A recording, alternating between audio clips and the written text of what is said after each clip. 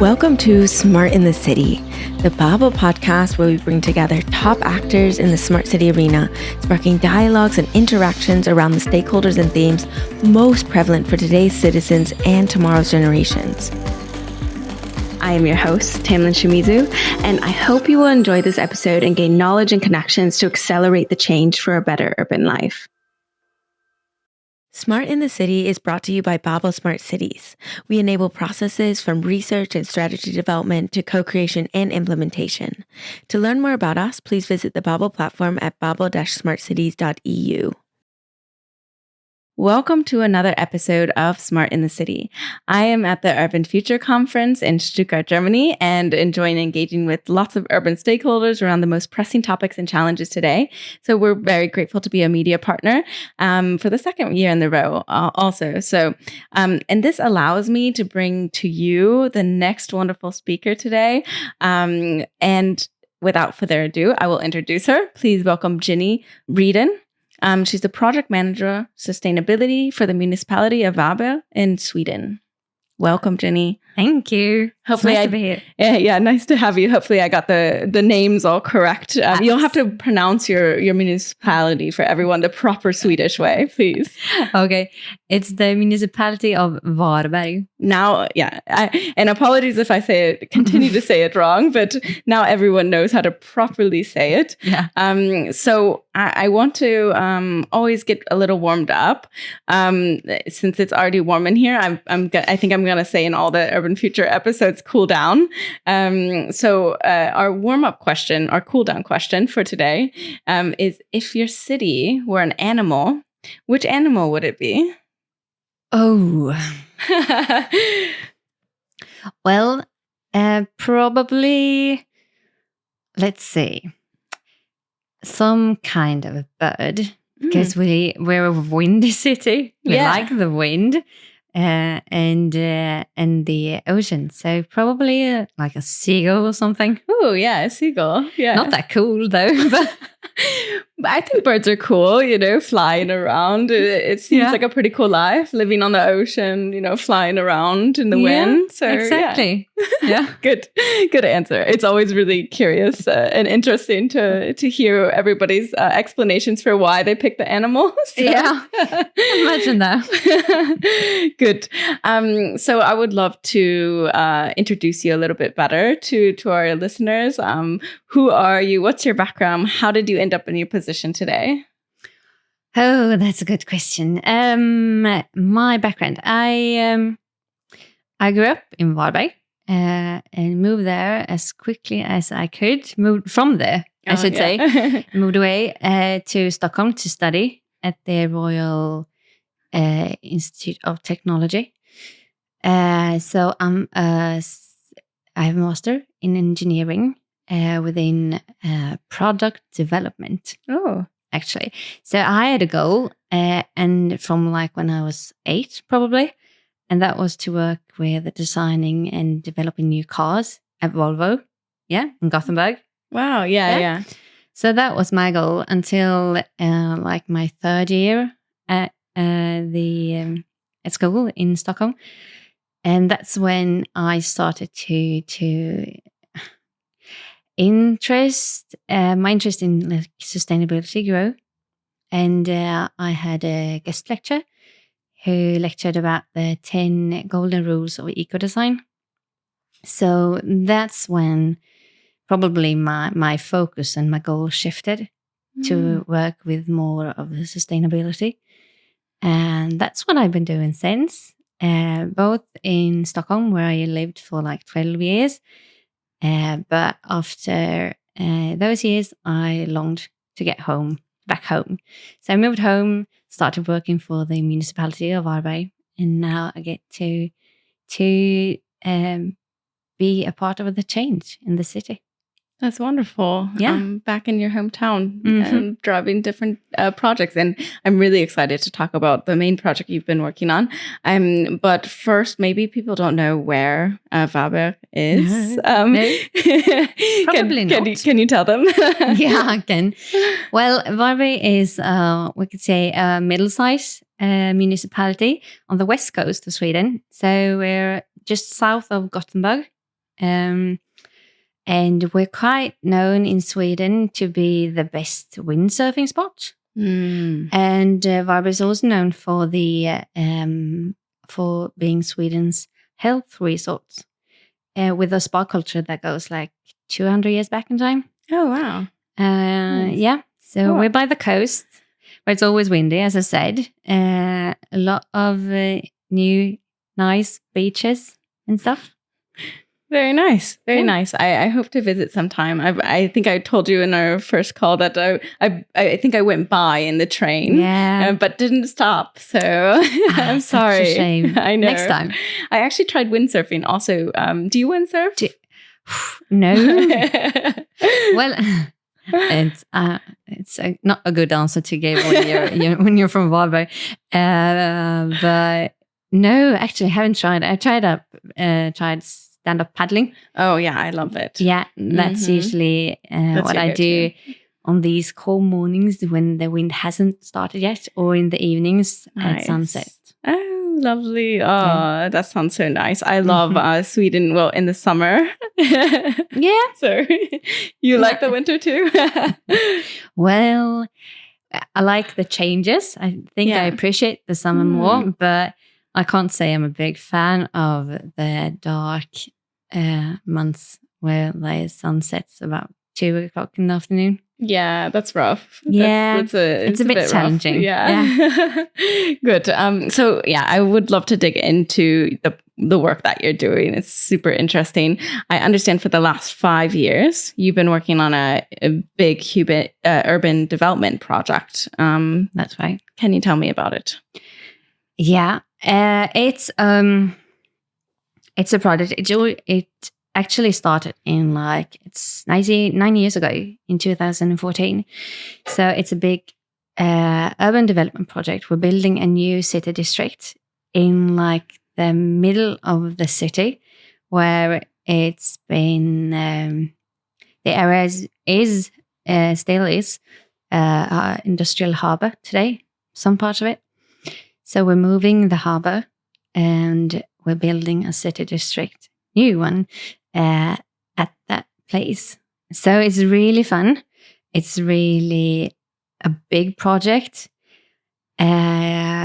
If we go back in time, the last time the municipality of Varberg had a big, large-scale project like this was during the 70s, probably.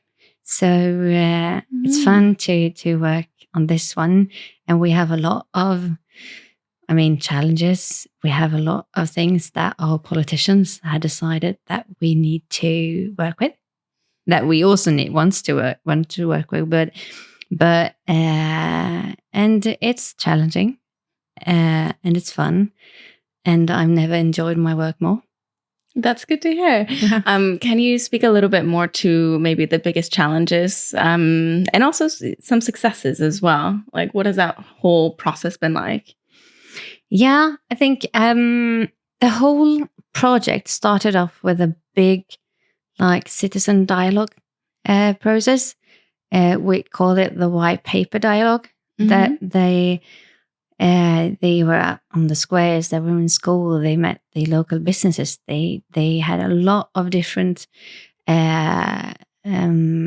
workshops, and started to talk about the citizens, talk about the changes with the citizens and their fears, and also their hopes for this new city district.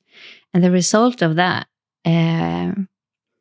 we included in a document that now is like a guiding document for the whole project. So that's really good, and that sets the tone for everything we do. And it says that we need to be in the forefront of sustainability. We need to work and actively participate with the citizens. We also need to create spaces for those who is not living in the city district, but maybe in other parts of the city, so they can enjoy these new spaces as well. Yeah, very interesting. And so that would be a success or a challenge in your mind? Well, the white paper dialogue was a success. and the result can be a challenge because it's challenging working both with participatory processes and sustainability. And when you're working in a municipality where you have politicians that has to decide on everything we do, it can be some sort of conflicts there.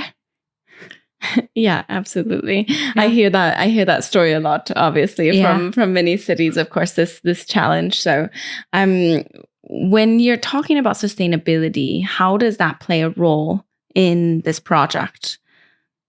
Yeah.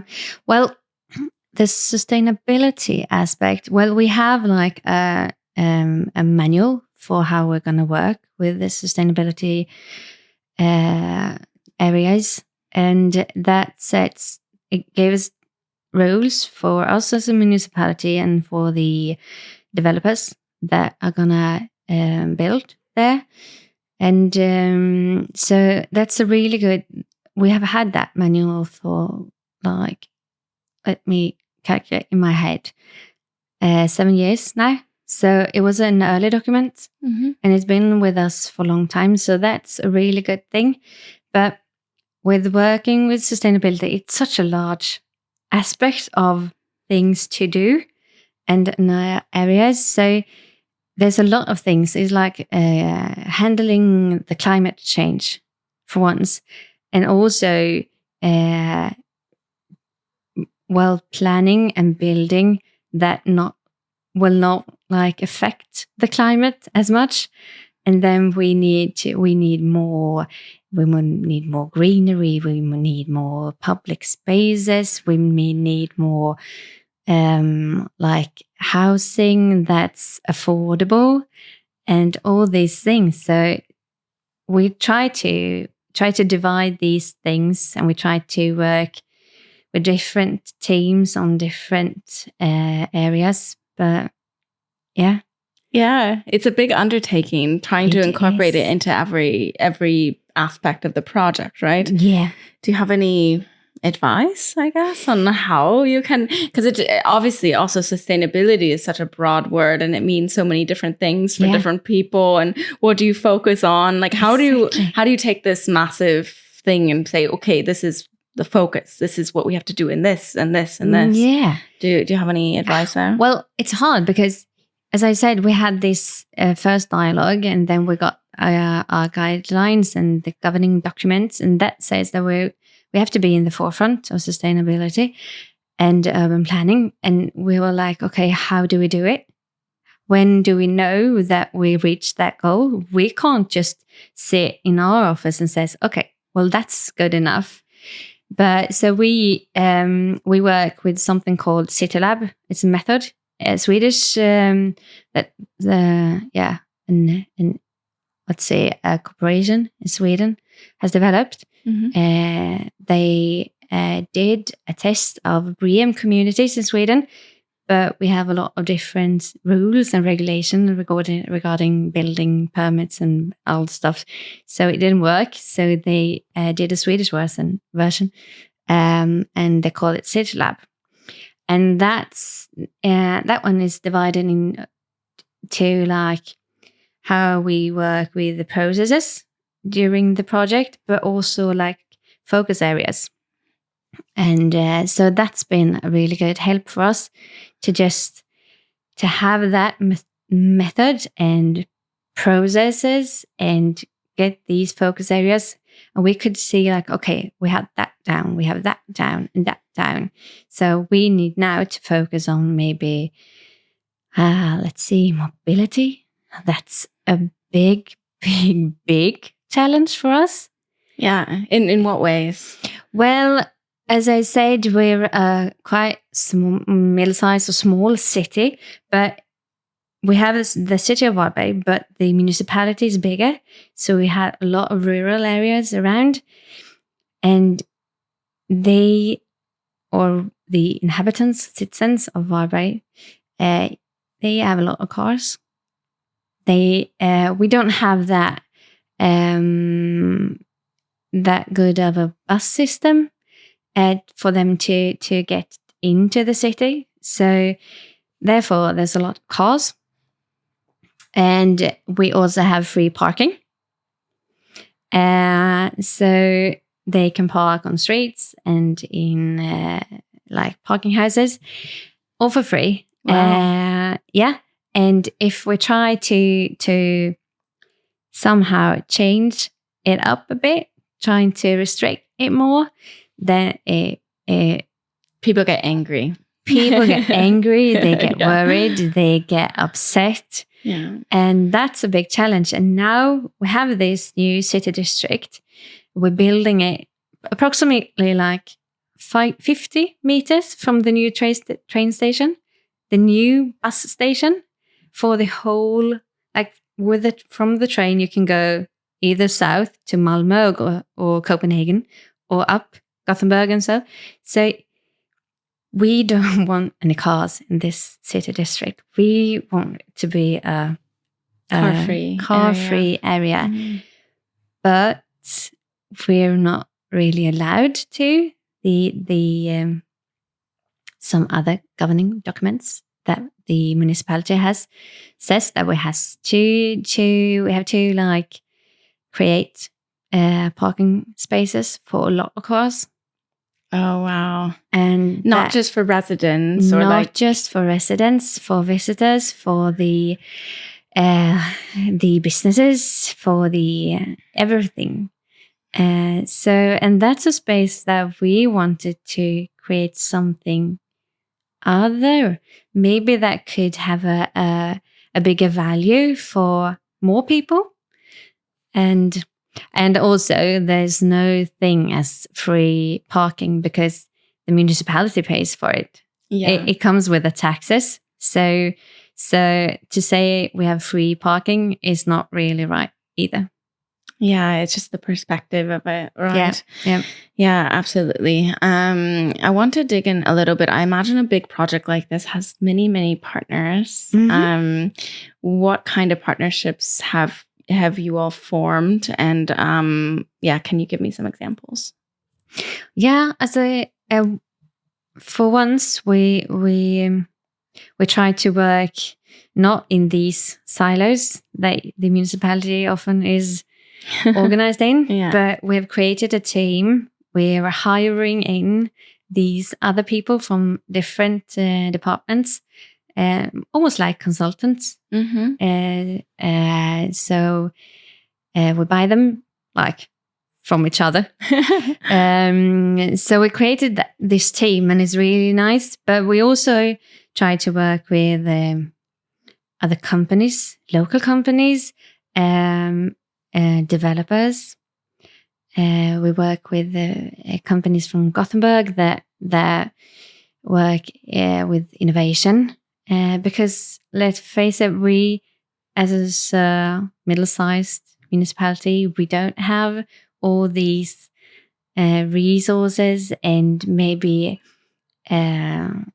persons working with a specific,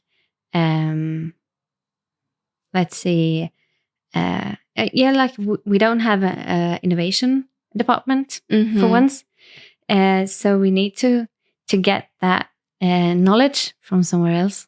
Yeah, absolutely. And with the partnerships that you formed, which ones have been, I guess, the most impactful ones?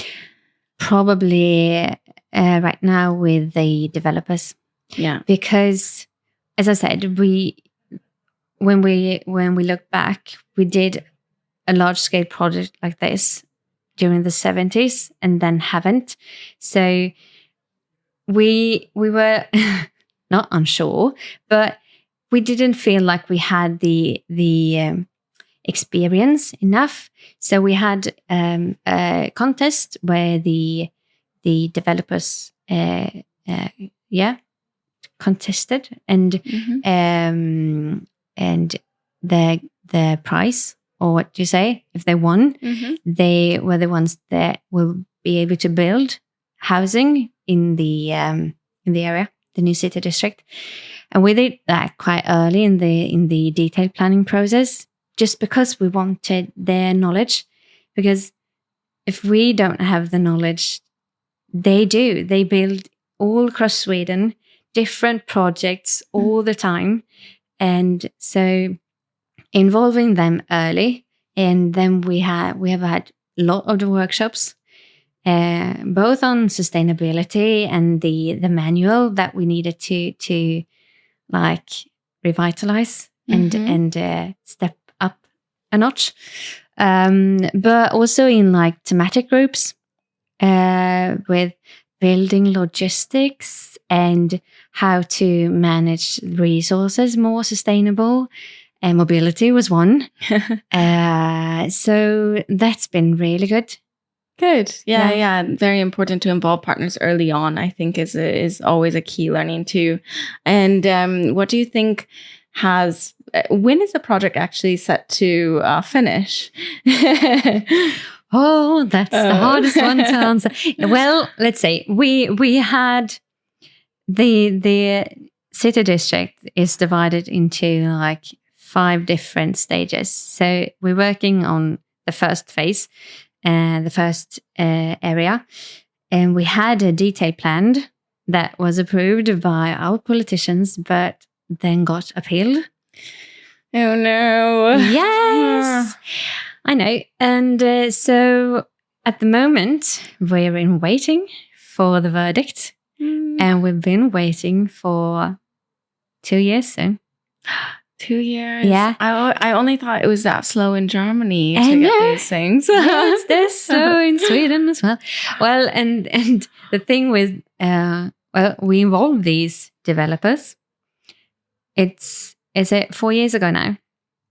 So they're ready. They want to get started, and we're just waiting. We have no idea when the verdict will come, what it will say, if we need to start the detailed planning process over again, or if we're allowed to start building.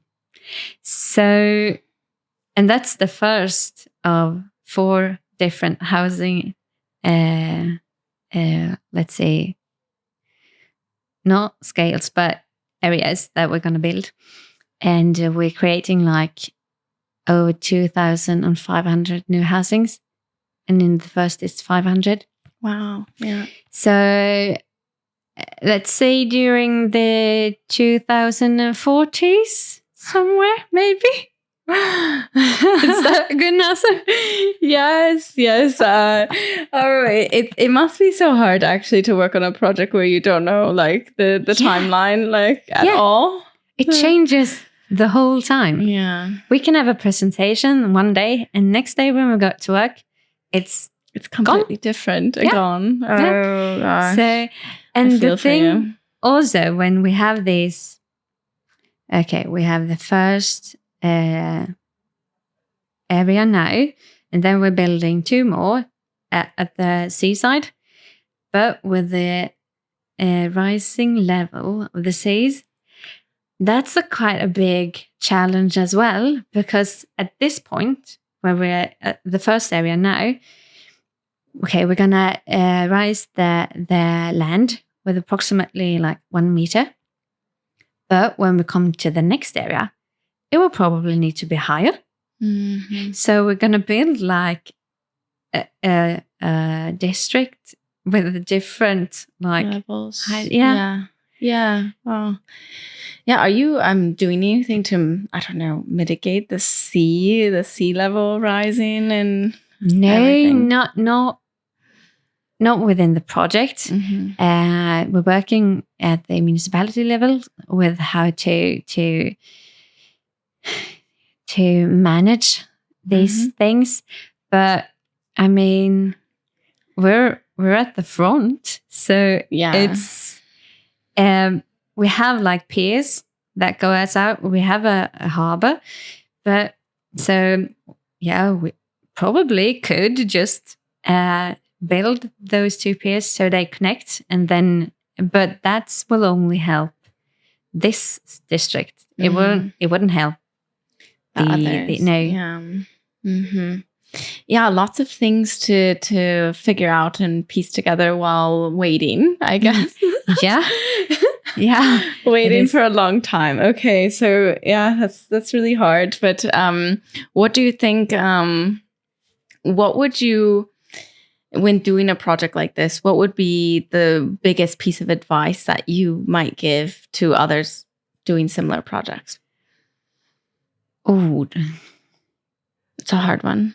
yeah, it's a hard one because there are so many things you have to consider. I'll give you a couple pieces of advice. Then you don't have to just stick to one. Not just one. Well, collaborations is one. Yeah, and also don't be afraid of testing new things. Mm-hmm.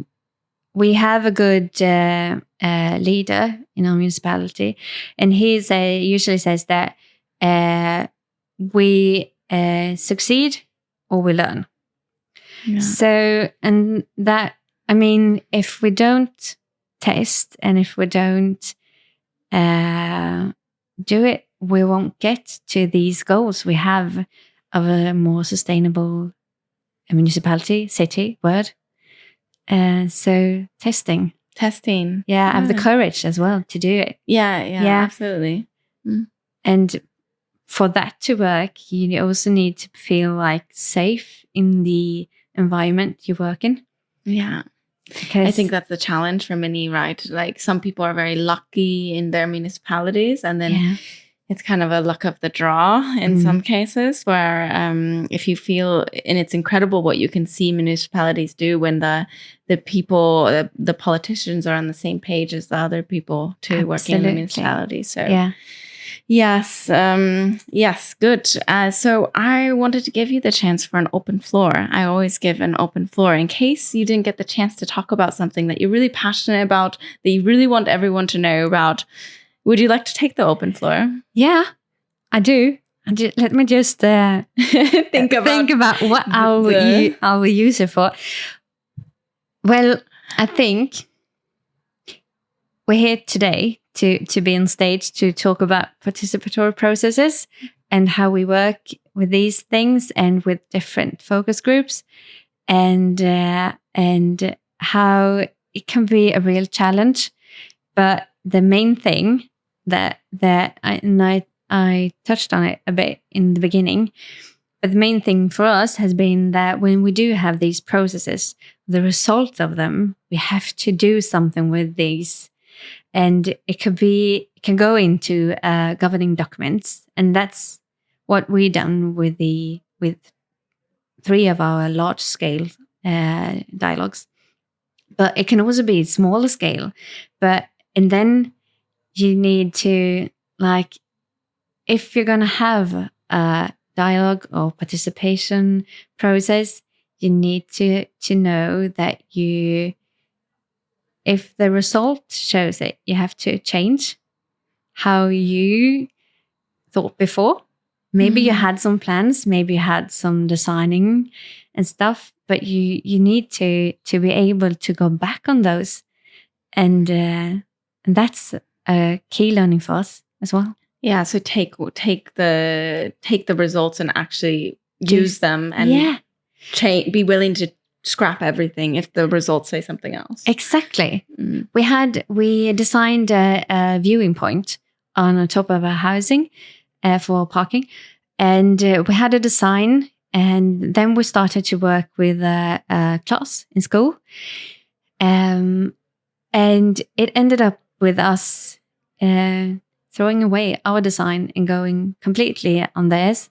Oh, cool. So, and that was really fun. Yeah. And you should have seen the look on the kids' faces when we opened up the viewing point. It was so rewarding. Oh, that's a great story. And it actually kind of leads into our final segment of the show.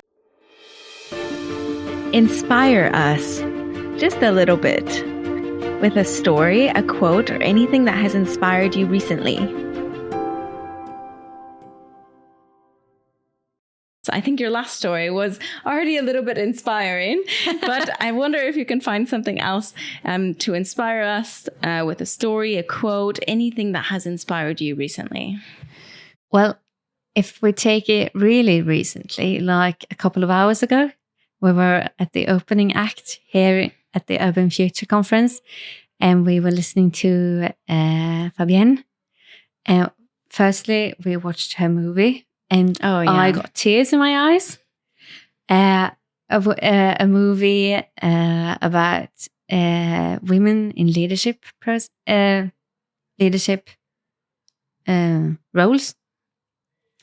And then her speech afterwards, and I was like, I want to be her. I want to be with her. I want to be adopted. Yeah, she's great. She's great.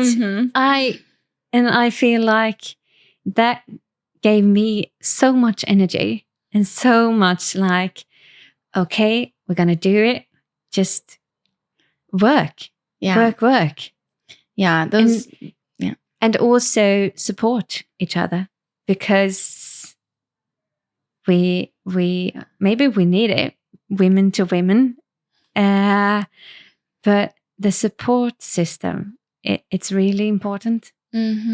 Absolutely. Yeah, she really inspired me last year too. I met her and spoke with her for a while. Yeah, I'll introduce you later. Can you? Saw her. Yes, of course. If we see her, I will totally do it. I'll ask her to adopt me. Yes, I will do it. She will do it too. She's a great one. So, I spoke with her yesterday too at the VIP reception. So, did you know? Yes, she's great. So, she's great.